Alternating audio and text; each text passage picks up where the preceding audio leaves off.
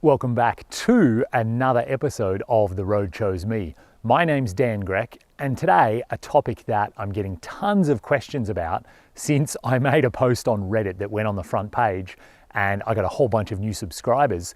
People keep asking, how did I take the leap? You know, I quit my job, I sold all my stuff, and suddenly I'm like living out of this vehicle, dealing with bribery, dealing with border crossings. All of this seems like immensely overwhelming. So how did I do that? If you've always wondered, and if this has felt a little bit overwhelming to you, I'm going to get into all the details right now. So there's no doubt about it, jumping in like that is quite overwhelming. And I'm going to let you in on a little secret. I felt overwhelmed about it as well. So don't feel like I'm some sort of expert and I knew what I was doing from day one. I think this is something that kind of the media perpetuates and we all need to get out of our minds. Everyone in the entire world, even professional athletes, even authors, even Hollywood actors, they were all beginners at some point at what they're doing. They didn't know how to do it. They had to go and read books. They had to learn. They had to start small and slowly build up before they got really good at what they're doing now. And you can apply that exact same philosophy to overlanding. Whether you want to drive around your own state, whether you want to drive up to Alaska, or you want to tackle a whole continent, it's exactly the same process of start small, learn your lessons, and just slowly build up from there. So early on, when I got my little Wrangler and I knew that I wanted to go and have adventures, at first I just wanted to drive up to Alaska, I realized it's not something I'd really done before. I'd done a bit of backpacking and a bit of camping, so I felt reasonably confident with just a ground tent and a sleeping bag and a little camp stove. But I hadn't really driven much off-road, I hadn't kind of explored wild logging roads. So all I did, while I still had a job that I was going to Monday to Friday, every weekend I would just head out of town and go and practice. So I'd load up the gear that I thought I needed and I'd head out. And sometimes it thumped with rain and I realized I didn't have a good rain jacket. I said, oh, okay, I guess I'll go and find a rain jacket. You know, other times I went out and I ran out of fuel for my stove. I said, okay, yeah, I better be more careful about planning so I don't run out of stove fuel, and so on and so forth. So in that way, it wasn't this huge intimidating thing of like, for my very first trip, I'm going to spend 4 months living in a car in Alaska and therefore I have to make sure I get everything perfect. No, that's way too stressful and way too difficult. Just make it easier on yourself. Do small little trips, practice your gear, practice your lessons, you know, lighting a campfire, whatever it is that you're doing. And then when it comes to doing the big trip, you're going to have all of these skills and all this knowledge that kind of all of that stuff becomes easy. And it's the new things that you can focus your time on, whether that's, you know, dealing with the Alaskan wilderness or whether that's crossing borders or whatever it happens to be. It's the new parts of your expedition where you can focus your energy. Exactly the same thing. People always ask, like, how did I quit my job? Like, that's so intimidating and you took the leap. And this whole idea of taking a leap, I think it's just sort of like a Hollywood myth, or newspapers do it because it's attention grabbing. But in reality, I didn't see it as taking a leap at all. All you do is quit your current job, that's fine, whatever, and then at some point in the future, you're going to find a new job. And if you're really enjoying your trip and your money can stretch, maybe that's going to be months or years down the road, but maybe it's only a few weeks or a few months before you say, this isn't for me, or I want to change up what I'm doing, or now that I've driven cross country, I'm ready to settle and find a new job. Then you find a new job, and that's fine. And if you're good at what you do and you're a hard worker, there's no reason to think you shouldn't be able to find a new job. I don't understand this mentality where people are always afraid of their job and they're terrified that if they leave, they'll never get a job again.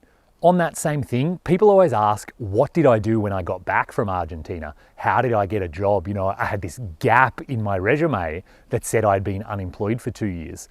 Well, actually, I turned that on its head and I put it right in the middle of my resume. I said, this is what I did for 2 years. I learned self-reliance. I learned to overcome obstacles. I learned Spanish along the way. You know, I learned to negotiate difficult situations. All of these life experiences. And in fact, all of the jobs that I interviewed for, they read that and they said, oh, that's really cool. Okay, great. And not a single one of them saw it as a problem, you know, that I had this gap on my resume. So I don't think it's realistic to be worried about, if you go without a job for a year or whatever while you drive around, that employers are going to be really stressed or they're going to overlook you because you weren't working non-stop like your whole life depends on it. It's okay. You want to be a real person. And actually, I even had a few recruiters say to me, they're like, wow, that's awesome. You have all this life experience. We really want you on our team because you're going to bring lots to the table. So in fact, driving down to Argentina can be a good thing to put on your resume. It's not a bad gap at all. Same story when it comes to doing maintenance on your own vehicle. I remember the first time I tried to replace the brake pads by myself, I was a little bit overwhelmed, and back then it was kind of before YouTube videos. So I bought the service manual and, I worked through all of the steps. And my roommate at the time, he was actually a mechanic. And at one point I remember he came out and said, Dan, just hit it with a hammer, it'll be fine, you're not going to break it. And so, I had a lot to learn because I'd never done things like that before. But instead of just hitting the road and trying to learn all of this while I was in Central America, which would have been super stressful, I just did it all while I still had a job. So sometimes on the weekend, sometimes after work, I'd tackle some of the maintenance items. I decided I wanted to flush out the radiator and put new radiator hoses on. So I did that in my own driveway. And then during the trip, I was so much more confident with all of that stuff. It turned out one of the hose clamps on my little Jeep was really hard to get at, and it took me a long time to figure out how to get it off. So then I replaced it with a different clamp that was 100 times easier to get off. So when I needed to on the road, it was way easier. So again, you can build up this familiarity while you're still at home and just chip away at all of these skills and all of these problems so that you're never tackling it as like one huge, enormous, overwhelming thing. Another really good example of this is dealing with corrupt officials and bribery along the way. And tons of people watch my Nigeria video because it is kind of out there, and I filmed that because I knew it would get a bit of shock value. And lots of people watch that and they say, oh my God, I could never do that. I'm never going there. I don't want to get into this international overlanding thing. And you know what? If I had never been anywhere, I'm sure I would say the same thing. And it's not like you're going to have to deal with that on your first day or your first month.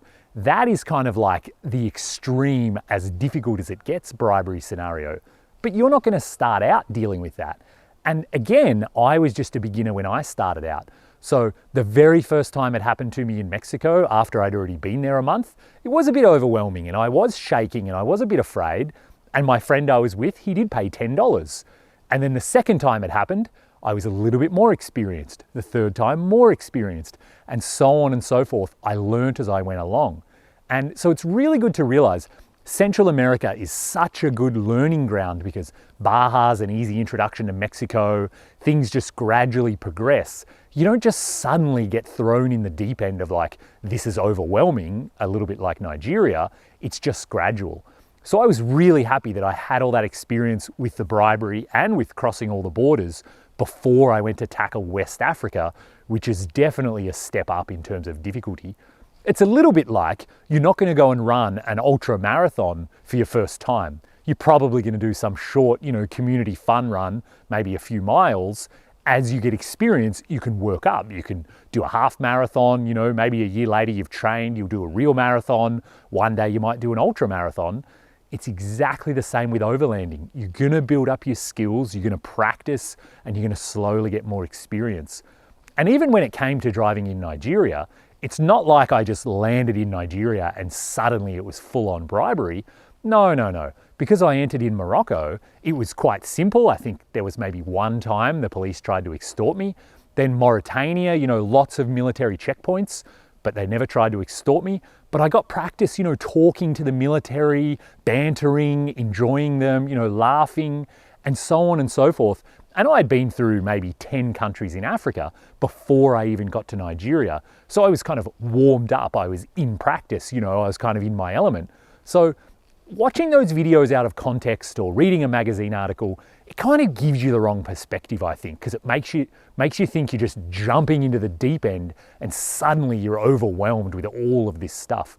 But the reality is it's much easier than that because it all just slowly grows and slowly builds upon everything that you've learnt before that. So if anyone ever tells you that taking the leap is really scary or they don't know how they could possibly do it, just remember, you don't have to take a leap. It's not like that. That's not how it goes in the real world. So I hope this video has been helpful. I hope that helps you understand a little bit more about what it's like as a real person to try to set out and do something enormous like this.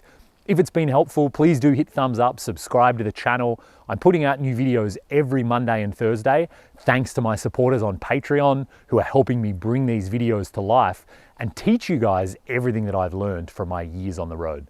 I'm getting very close to locking in the next expedition. Fingers crossed there won't be as much snow as there is on the Jeep right now. And until next time, hope you can stay safe and maybe I'll bump into you on the road.